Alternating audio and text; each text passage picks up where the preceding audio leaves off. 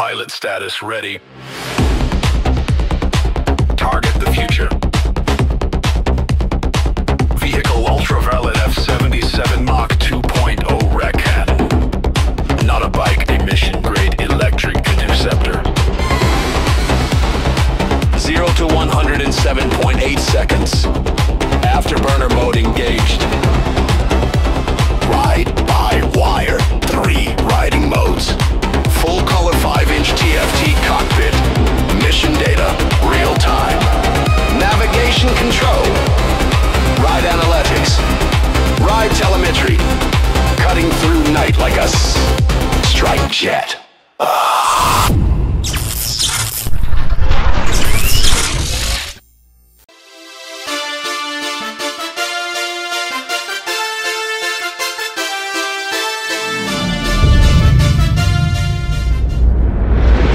Ja, heute sind wir hier wieder bei Ampere Bikes in Malaga. Erstmal herzlichen Dank an Ampere Bikes in Malaga für diese Probefahrt. Der Vertragshändler hier für alles Elektrische, wie ihr sehen könnt, in Malaga, außer Piaggio. Ansonsten alles Elektrische findet ihr hier. Erstmal herzlichen Dank. Ja, und heute sind wir hier nun endlich... No! Ja. Und heute sind wir hier nun endlich mit der Ultraviolet F-77 Mark II oder Ultraviolet F-77 Mach 2 Recon. Da gibt es ja 2 Versionen. Die Mach 2 ist jetzt praktisch die Version 2, die wurde überarbeitet, softwaremäßig. Und auch ja, ganz kleine Sachen wurden wohl geändert. Hier so wie dieser, die Klappe hier zum Laden, das war wohl vorher irgendwie Kunststoff. Ist jetzt wohl ja kein Kunststoff mehr. Und ja, zu der Vorgängerversion wurden wohl die Sachen alle softwaremäßig verbessert. Und wir werden das Ding mal für eine Probefahrt heute benutzen. Ja, da das Teil hier neu ist und ja, natürlich auch vom Händler und so weiter eventuell noch ein bisschen wenig Erfahrung ist, müsst ihr mal natürlich nachsehen, dass einige Sachen nicht funktionieren, so wie ich das will wahrscheinlich. Jetzt muss ich auch erstmal schauen, wie man überhaupt den Modus hier wechselt. Aha, das ist einfach, okay. Wir fangen an bei Glide, Combat. Das hat alles sehr aggressive Bezeichnungen hier. Das soll ja so ein bisschen an so einen Jetfighter, mit so einem Jetfighter ähneln. Deshalb auch die ganzen Markierungen und so weiter. Und deshalb heißen die Modi auch im Glide, Combat und Ballistic. Man ist so ein bisschen weiter nach vorne gebeugt. Ich würde mal schon fast sagen, so wie auf meiner Z900. Da ist auch so ein bisschen, da war es so ein bisschen weiter nach vorne gebeugt, was mir auch persönlich nicht so gefallen hat. Wenn man ein bisschen älter wird, dann wollen wir mal schauen, ob wir mit dem Ding losfahren können. Wir haben also, ja, angegeben wird eine Reichweite von 323 Kilometer. Wie ihr sehen könnt, im Glide-Mode, obwohl wir 100% haben, zeigt er nur noch 182 an. Und dann im Combat 143 und Ballistic 127. Also weiß ich auch nicht, wie sie das errechnet haben. Jetzt schaue ich mal, kann man damit schon fahren? Nein, kann man noch nicht fahren. Hier müssen wir. Okay. So. Ja, wenn man einen dicken Bauch hat, dann passt man auch schon nicht mehr. Der Tank ist hier und der dicke Bauch, der dankt es einem nicht. Wenn man losfährt, ganz langsam, dann merkt man, die Gewichtsverteilung ist jetzt auch nicht so ideal, jedenfalls nicht für mich. So, wir sind jetzt im Glide-Mode, da ist er sehr, sehr, da braucht man keine Angst haben.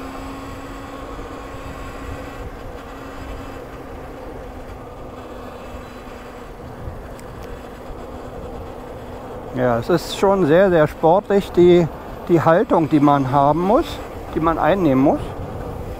Ja, Bremsen packen gut zu vorne.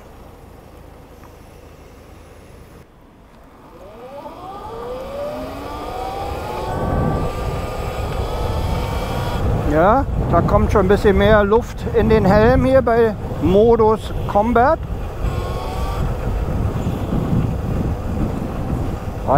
reißt einem aber noch nicht vom Sockel. So, bleiben wir erstmal noch im Combat-Modus. Ich habe gehört, es gibt ja eine Regeneration hier. Wie soll ich jetzt immer sagen auf Deutsch? Eine Rekuperation.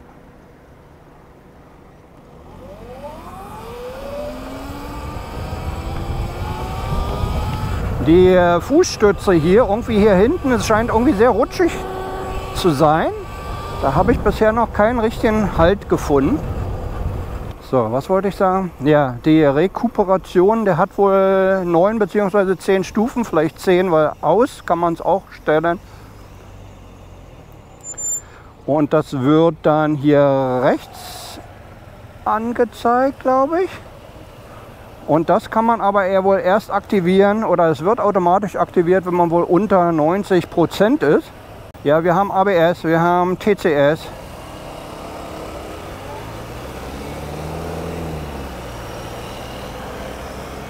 Wir haben eigentlich alles an Bord. Wir haben sogar Hill Assist, also am Berg anfahren Modus. Da muss man wohl irgendwie einmal kurz die Bremse drücken, so hat er mir das erzählt.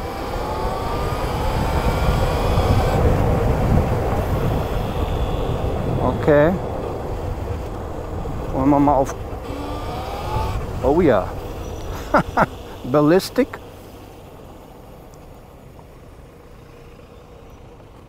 Wir sind im roten Ballistic-Modus.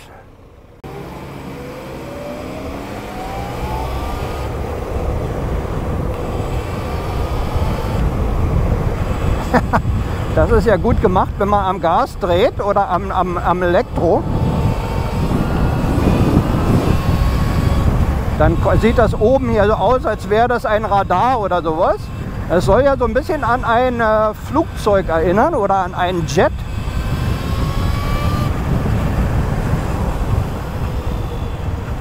Ich hoffe, der hat gute Bremsen.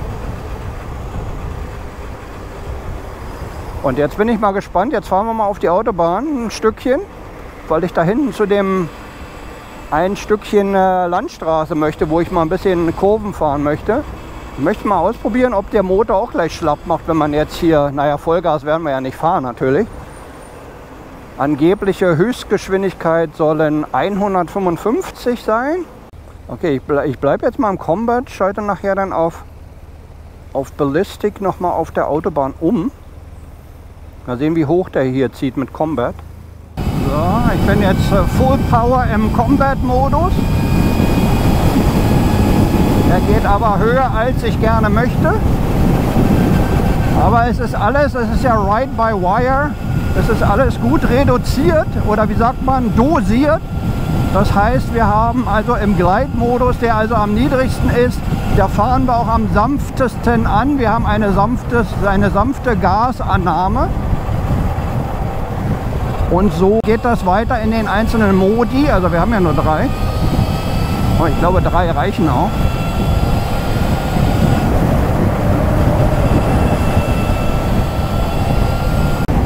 Ja, also so.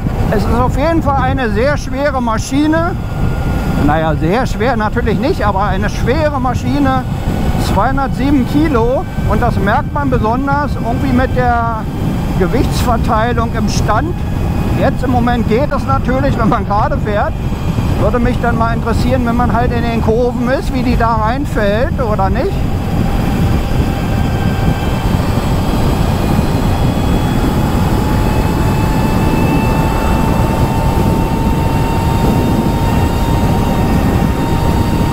Also ich würde mal tippen im Combat-Modus, dass wir vielleicht auf 120 kommen oder so. Aber gar kein, ach so, da die Reichweite ist rechts, okay. Haben wir auch eine Angabe von der Batterie. Im Display jetzt nicht, oder? Doch, da oben rechts. 96%. Ja, wenn man hier die so bewegt jetzt, okay, wir sind schon bei 90. Ist schon, fühlt sich schon alles ein bisschen schwerer an.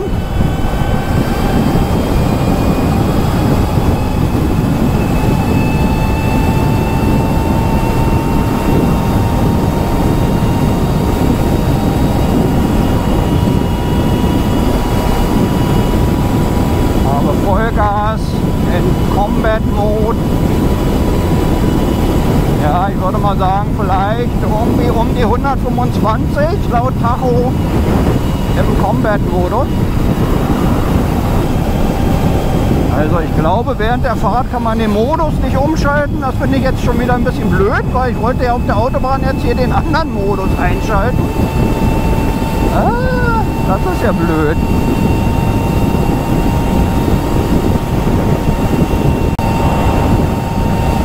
Ich habe Vollgas immer noch, falls ihr euch wundert, warum ich so langsam fahre. Wir haben Vollgas.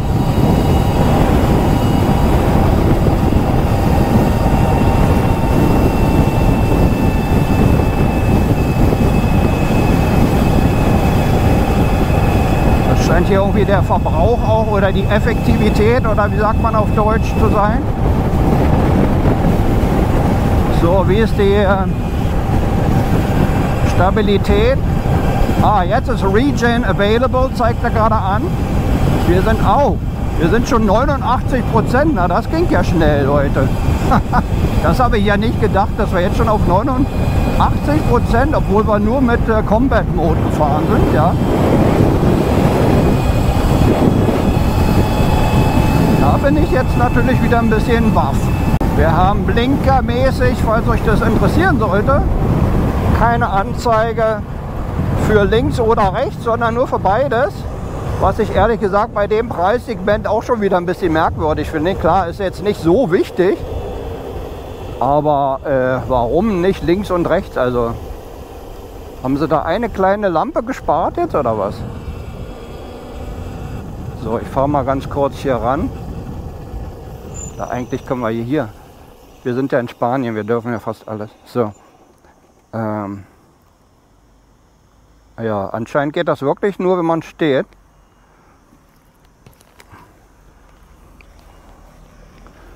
Das ist natürlich, also oder ich mache wieder irgendwas falsch, kann ja auch sein. Aber jetzt so, ich habe ja eben gedrückt, wie auch während der Fahrt.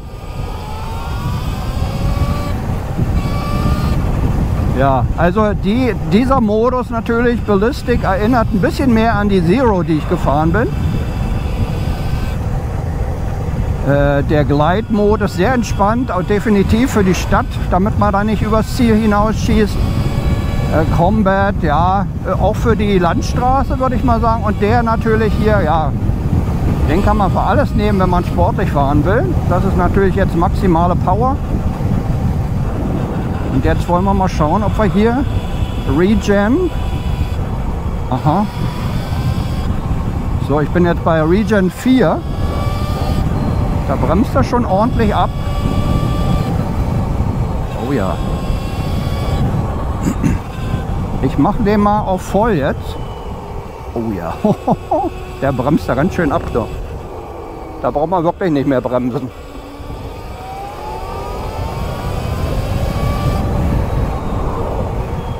Ja, bremst sehr, sehr stark ab. Was haben wir? Ja, jetzt sind wir im höchsten Modus, R9 wahrscheinlich.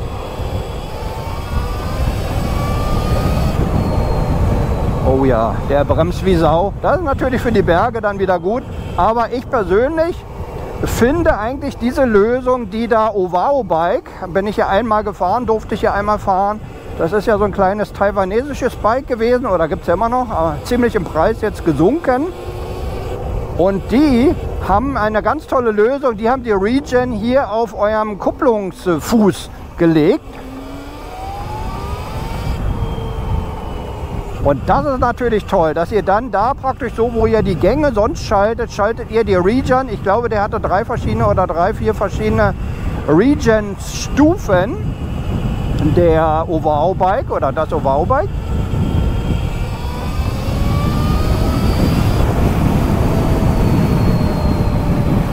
Ja, schon ganz schöne Bremse ist das hier.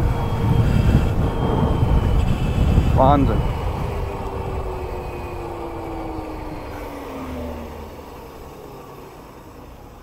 Ja, ach so, von der Leistung her, ja, 30 kW klingt viel. Es ist wohl aber jetzt wieder Max Power. Also ist eigentlich nicht nominal. Nominal hat sie wohl unter, er fährt ja auch weit in der Mitte, unter dieser erforderlichen, weiß ich nicht, 15, wie viel hat er? Ne, 11 kW für, der hat wohl 11 kW Motor, kann ich ja auch schon wieder alles gar nicht glauben. Und 30 kW Peak, aber auf der Webseite wird immer nur 30 kW angegeben. Also man kann die mit 125er Führerschein fahren, zumindest hier in Deutschland wahrscheinlich dann auch mit dem B196. Na, einmal Regen noch mehr. Das finde ich ja ehrlich gesagt, aber ich habe so den Eindruck, also ich habe jetzt schon wieder nicht die Daten von der Zero im Kopf, sorry, die ich da gefahren bin. Aber die scheint nicht so stark hier zu sein. Und bei der anderen Zero, die ich da, diese Offroad, da brauchte man ja sogar einen anderen Führerschein. Also die muss ja stärker gewesen sein. And go.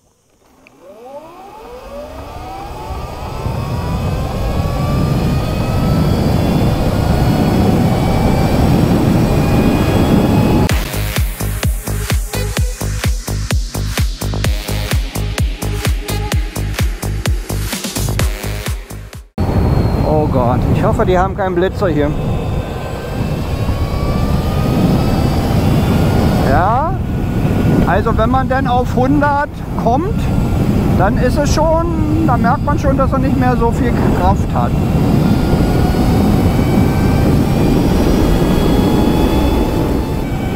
Aber ansonsten, immerhin ist ja die Zero auch um einiges teurer, wenn man die hier beide so vergleicht. Klar, die ist ja von der Leistung, würde ich mal sagen, nicht ganz so viel.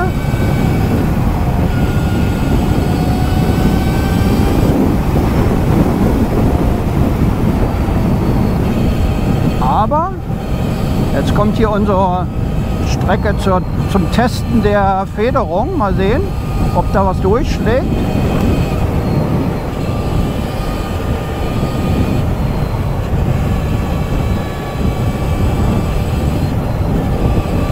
Vielleicht haben sie auch die Huppelstrecke hier schon rausgenommen, wer weiß. So, hier darf man nur 60 fahren, super.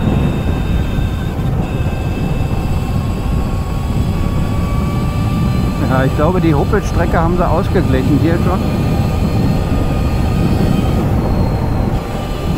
Ja, mit dem Regen ist eine tolle Sache. Ich glaube, die Version 1 hatte das wohl gar nicht.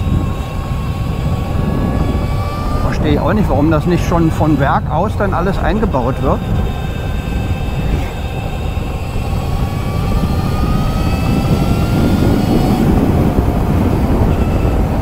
Aber wenn man sich jetzt ein bisschen dran gewöhnt hat, also hier der linke, wahrscheinlich der rechte auch, die sind ja wahrscheinlich gleich,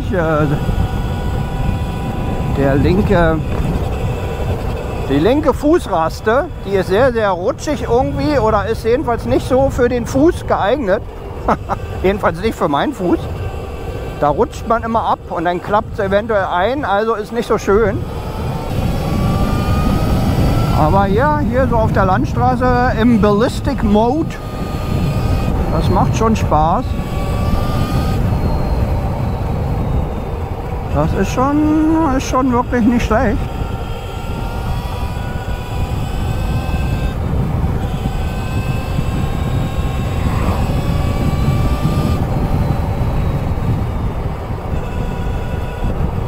Auch wird leider nicht angezeigt, wie viel sie wieder zurück rekuperiert in die Batterie, so viel ich weiß, wird hier nicht angezeigt. Wir sind jetzt bei 82%, Reichweite noch 113, also ich denke mal, wir kommen auf jeden Fall wieder nach Hause. Aber eine zweite Probefahrt heute wird wahrscheinlich schon ein bisschen schlecht sein. Da kommen wir dann gleich mal zu dem Laden dieses Bikes. Das ist irgendwie auch wieder ein bisschen problematisch. Wir haben wohl ein Ladegerät, was extern ist, das ist relativ groß. Also ich würde mal sagen, es wiegt bestimmt 5 Kilo oder irgendwas. 3, 4, 5 Kilo.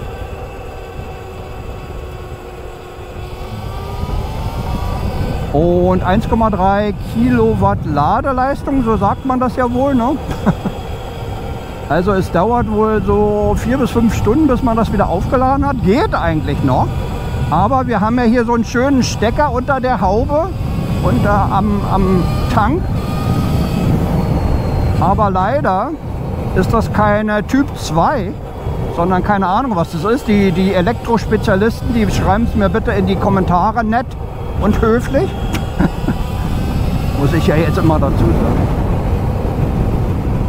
Ja, mit dieser Regenerierung, aber die müsste am Fuß sein, das wäre ideal, aber naja doch, am Fuß sein mit hoch und runter schalten, das wäre toll.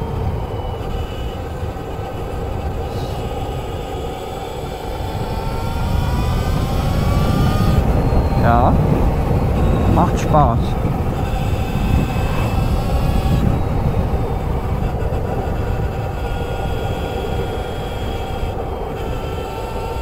Manchmal klingelt das hier so komisch, da denke ich, ich habe gerade einen Anruf bekommen. Wahrscheinlich von der Polizei. Ach so, vielleicht war das der LKW.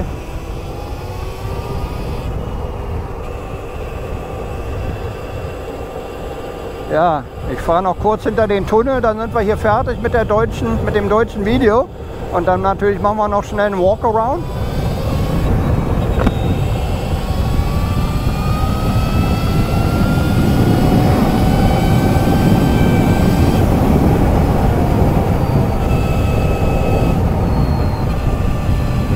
Ja, für die Landstraße ein richtiger Landstraßenheizer.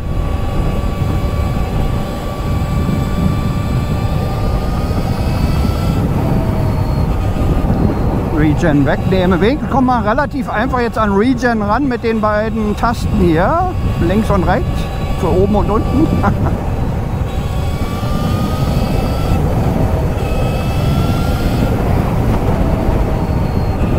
Noch einmal Regen dazu packen für die Kurve hier. Ja, der haut schon ganz schön rein hier doch mit Regen.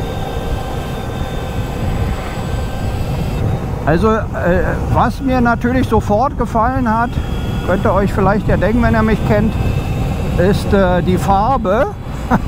Die gibt es ja wohl in sehr schönen Farben gibt es die.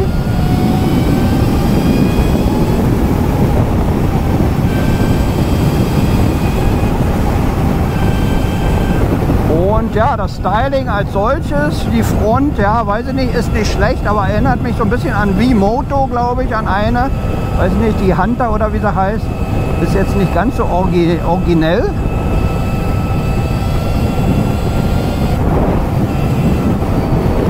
So, und hier kehren wir um und beenden dann das Video, das Fahrvideo für Deutsch. Wenn ihr noch mehr sehen wollt, müsst ihr auf das Englische umschalten. Das war alles hier. Vielen Dank fürs Zuschauen. Ja, hier sind wir nun mit Ultraviolet F77 Mark II oder F77 Mark II Recon, wie auch immer, Deutsch, Englisch, was ihr wollt. Ja, der Motor wird mit 30 kW angegeben. Das ist natürlich irgendwie wieder ein bisschen irreführend. Ja, das ist wohl die maximale Leistung. Wenn es um die Führerscheinklasse geht, dann hat er wohl irgendwie nur 11 kW oder so. Also ich konnte den Wert nicht finden. Das hat mir jetzt der Händler gesagt. Und ja, sonst könnte man das Ding ja natürlich gar nicht mit einem kleinen Führerschein fahren. Aber das kann man hier, zumindest in Spanien, mit einem 125er Führerschein beziehungsweise mit dem Autoführerschein ganz normal und in Deutschland wohl angeblich auch mit dem B196 ist natürlich der Wahnsinn. Ne? Dann ist das hat ziemlich viel Power, nicht so viel wie die Zero, würde ich sagen. Also es hat sich nicht so brachial angefühlt, aber es ist auch nicht schlecht. Auf jeden Fall für die Landstraße macht sehr viel Spaß. Mit diesem Regen, mit dieser Rekuperation macht sehr viel Spaß. Und dann werden wir gleich mal hier zu den Bedienelementen und zum Display gehen. Ja, dann sind wir hier schon auf der linken Seite. Ja, es sieht folgendermaßen aus. Wir haben hier nichts, keinen Kupplungshebel natürlich und so weiter. Wir haben hier noch so einen Schutz praktisch, wahrscheinlich falls das Ding irgendwie mal umfällt oder so. Und dann haben wir hier für unseren Zeigefinger den Schalter fürs Licht. Wir haben Lichthupe, wir haben nach vorne Fernlicht, also ganz normaler Lichtschalter, da wurde nicht rum experimentiert. Dann haben wir hier auch praktisch dann für euren Zeigefinger den Schalter für die Warnblinkanlage. Dann haben wir hier so eine Art, keine Ahnung, Sony, Playstation oder wie das, ich habe sowas nicht, aber sieht so ein bisschen aus. Die Tasten hierfür, das ist dann irgendwie zurück, Cancel, das ist Enter links, rechts fürs Display. Und dann haben wir hier noch den Blinkerschalter, ja, der funktioniert ganz normal, kann ich nichts aussetzen. Und hier haben wir die Hupe. Das ist auch schön laut. Wie ihr sehen könnt, die vorderen Federbeine sind einstellbar. Da sind irgendwelche Kappen drauf, die muss man abnehmen. Und dann könnt ihr es einstellen, steht ja hier schon dran, wie ihr das drehen müsst, für was. Dann haben wir auf der rechten Seite den Stromgriff. Wir haben den Bremshebel. Vorne haben wir nur eine Scheibenbremse. Ja, könnten auch zwei sein. Ne? Er bremst allerdings sehr, sehr stark. Also ist vielleicht auch gar nicht notwendig, aber naja. Dann haben wir hier den Starterschalter praktisch. Das ist ja ein bisschen bei Elektro ein bisschen anders, also dass er in den Bereitschaftsmodus praktisch geht. Dann haben wir hier gleichzeitig Tastenbelegung für den Modus. Da war ich mal wieder zu dämlich. Hätte ich natürlich wieder dran denken können, aber ja, manchmal bin ich wirklich zu dämlich.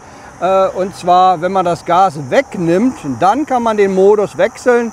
Ja, das ist ja bei meiner Honda genauso, aber ja, naja, zu dämlich einfach. Dann haben wir hier noch den Notausschalter und das ist alles. Man kann auch einen Rückwärtsgang aktivieren. Wie war das? Achso, Bremse betätigen. Natürlich muss der Seitenständer oben sein. Und dann die runde Taste hier drücken, die Kreistaste. Und dann kommen wir in den Rückwärtsfahrmodus. Das ist alles soweit hier zu den Bedienelementen. Dann kommen wir hier noch zum Display.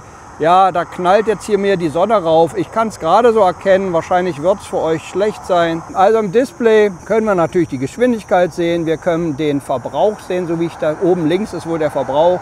Dann oben rechts ist noch die Restreichweite, dann die Anzeige der Batterie. Dann haben wir die Regenerationsstufen hier. Und dann haben wir die Leuchten für ABS und Pipapo. Hier haben wir den Combat-Modus, wie ihr sehen könnt. Den können wir dann ändern von Glide, Combat auf Ballistic. Das sind die 3 Fahrmodi. Hier können wir wahrscheinlich schauen, wie ökonomisch ihr fahrt. Und ja, was das M heißt, weiß ich jetzt nicht. T2, wahrscheinlich, dass der Reifendruck hinten, würde ich mal schätzen, irgendwie zu hoch oder zu niedrig ist. Denn er hat ja auch einen Reifen, oder hat auch 2 Reifendrucksensoren. Wir haben Traktionskontrolle, wir haben ABS. Ich gehe mal ins Display rein. Ich weiß nicht, ob wir jetzt da was sehen können. Ja, es ging irgendwie wieder nicht. Also ich stelle mich irgendwie immer zu dämlich an, oder? Das ist irgendwie wirklich alles unlogisch, was die hier manchmal machen. Egal. So, also das Display ist kein Touch-Display. Das heißt also, wir haben hier My F77, da kann man dann irgendwas einstellen. Mal sehen, wie wir, ach hier, okay. Nein. Ach so, wir können nur links oder rechts, aber nicht nach oben, okay. So, wenn wir da jetzt reingehen bei My 77, da sehen wir, ich weiß wie gesagt nicht, ob es scharf ist jetzt, da sehen wir alles, was ihr habt, die Seriennummer und die Farbe, die ihr habt. Falls ihr nicht wisst, welche Farbe ihr habt, dann seht ihr das hier. Sogar kann das anscheinend hier over the air geupdatet werden. Da steht Last Update On, Vehicle Software und so weiter. Dann gehen wir wieder mit der Kreuztaste raus. Dann haben wir My Trips. Da sind die ganzen Trips, die wir gemacht haben. Im Moment bin ich 41 Kilometer gefahren. Gehen weiter in Settings. Haben wir Display, Radar, Scheme, Brightness und Mode. Wenn wir hier Radar,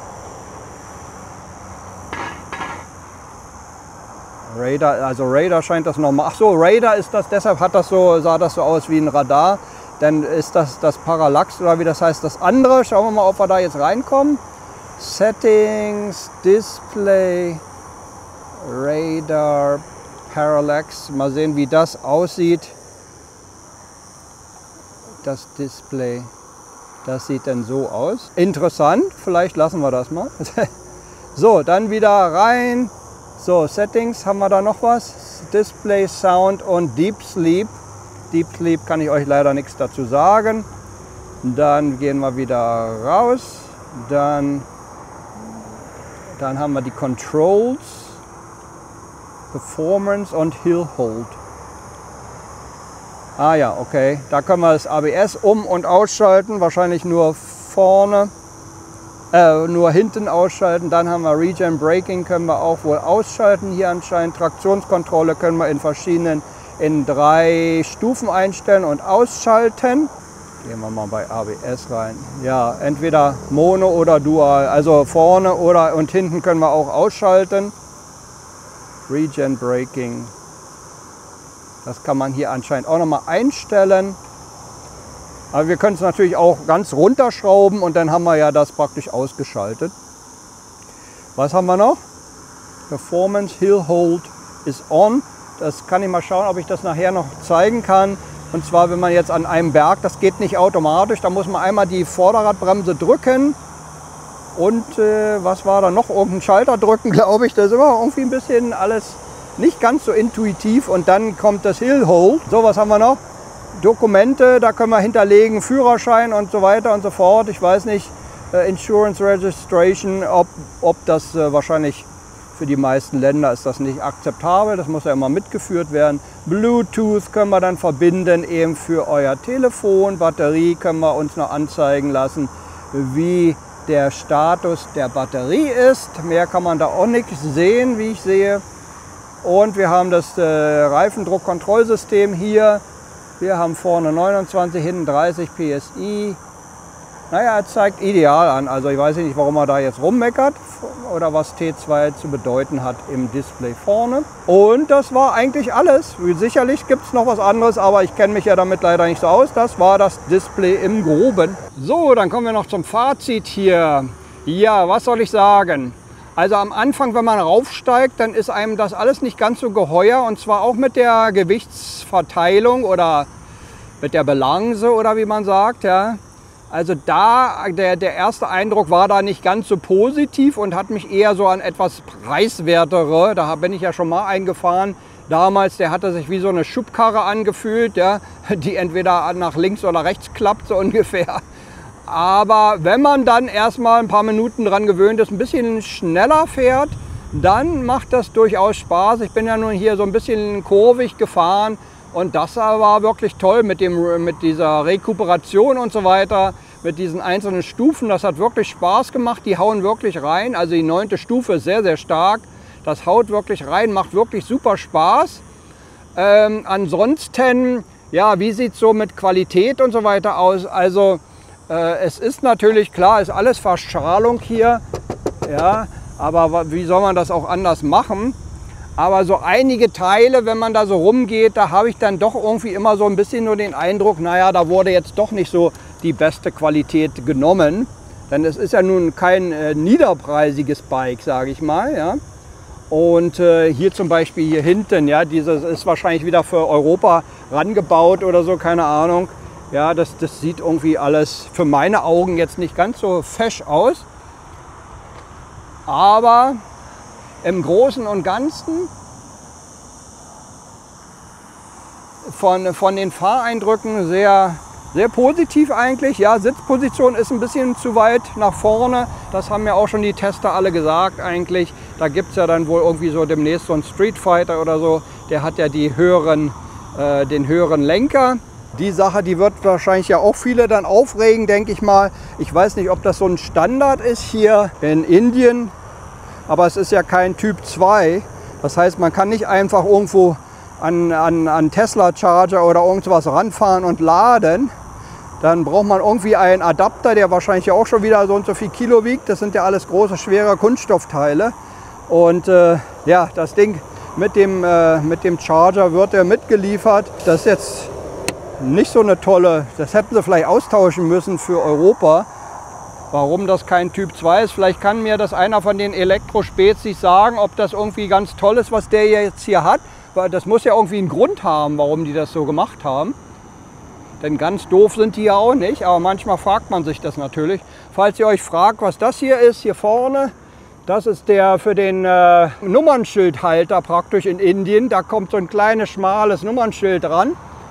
Und ja, das haben sie jetzt dran gelassen hier für die internationale Version. Vielleicht kann man sich dann einen Einkaufskorb vorne ranschnallen. Gibt es vielleicht ein Zubehör. Aber ja, also wenn ich sie mir kaufen würde, wahrscheinlich in dieser Farbe, finde ich irgendwie mega geil. Solltet ihr zu viel Geld auf dem Konto haben, Bitte überweist mir 10.000 oder wahrscheinlich näher an 11.000 Euro auf mein Konto. Ich werde die dann jeden Tag fahren und euch berichten, wie die ist. Und da würde ich mich freuen über diese kleine Gabe.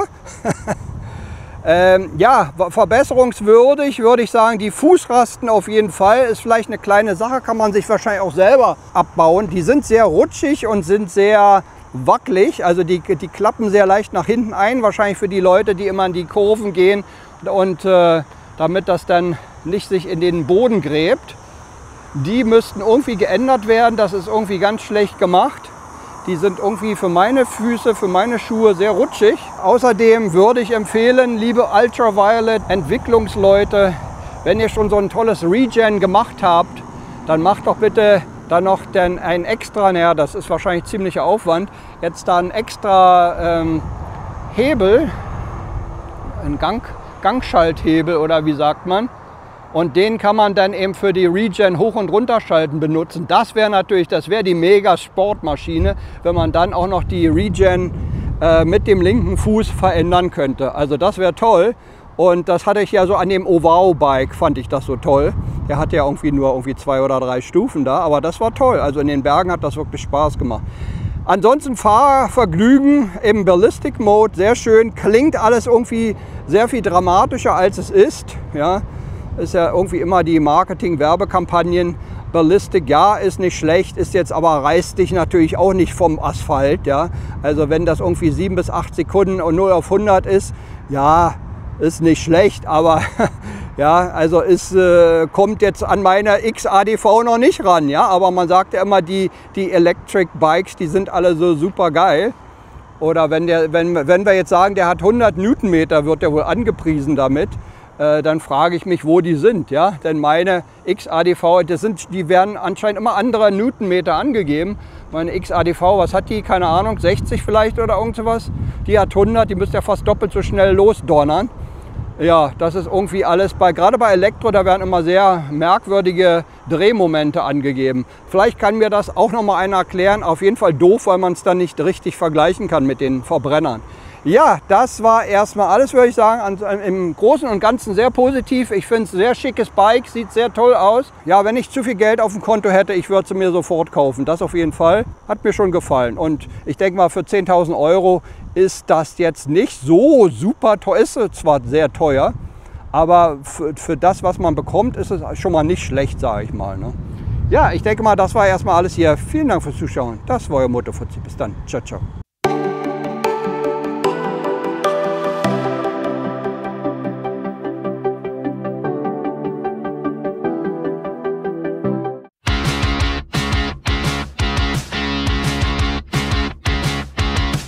Moto-Fuzzi, der Schrei halb weit. Alles um mich, ein Tanz der dunklen Zeit.